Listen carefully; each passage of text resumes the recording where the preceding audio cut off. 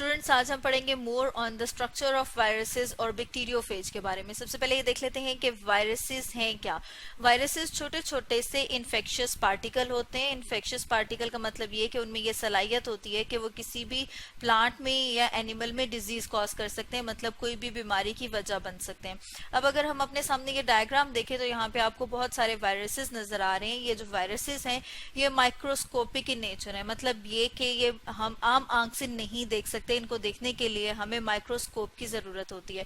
अब अगर हम वायरस के इंटरनल स्ट्रक्चर की बात करें कि वायरसेस किस किस चीज से मिलकर बना हुआ है, तो वायरसेस प्रोटीन और न्यूक्लिक एसिड से मिलकर बने हुए।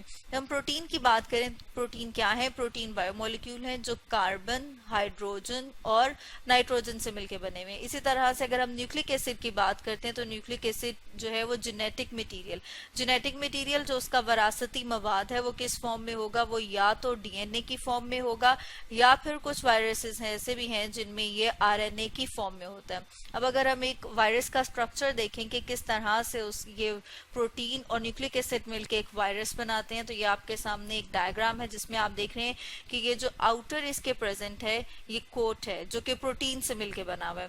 प्रोटीन मतलब कार्बन, हाइड्रोजन और नाइट्रोजन मिलकर एक कंपाउंड बनाते हैं, बायोमोलिक्यूल बनाते हैं जिसे हम प्रोटीन कहते हैं।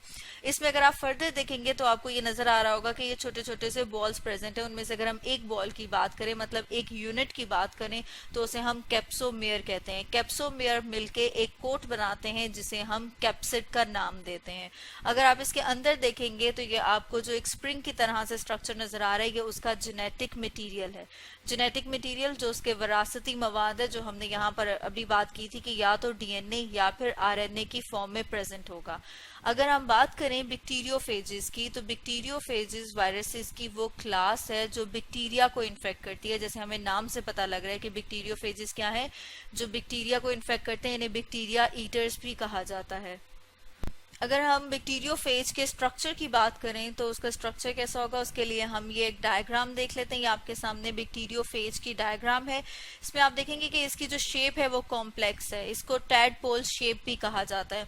अगर हम देखें बैक्टीरियोफेज के स्ट्रक्चर को तो हमें नजर आएगा कि इसको हम 2 में डिवाइड कर सकते हैं। ये ऊपर वाला जो पोर्शन है, जो ये वाला, इसे हम हेड कहते हैं, और जो इसके नीचे है इसको टेल कहेंगे। हेड को फर्दर डिवाइड कर सकते हैं हम 2 पार्ट्स में। ये जो बाहर आपको नजर आ रहा है जो प्रोटीन से मिलके बना हुआ है वो उसका कैप्सिड है, और उसके अंदर जो इसका जेनेटिक मटेरियल है जो कोर, जो कि न्यूक्लिक एसिड का मिलके बना हुआ है। अगर हम टेल की बात करें कि टेल आगे किन किन चीजों से मिलके बनी हुई है, तो हेड को जो टेल के साथ कनेक्ट कर रहा है यहाँ पर एक प्रेजेंट है स्ट्रक्चर जिसे हम कहते हैं कॉलर। कॉलर के बाद एक पाइप की तरह से है जो एक अंदर से हॉलो है, खाली है, उसे शीट कहते हैं।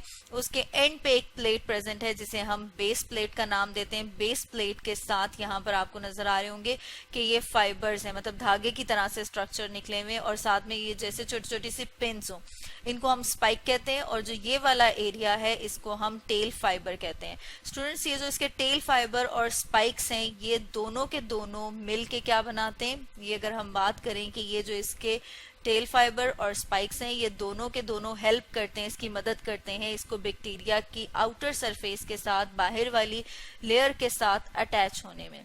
तो आज हमने देखा स्ट्रक्चर ऑफ वायरसेस का और साथ में बैक्टीरियोफेज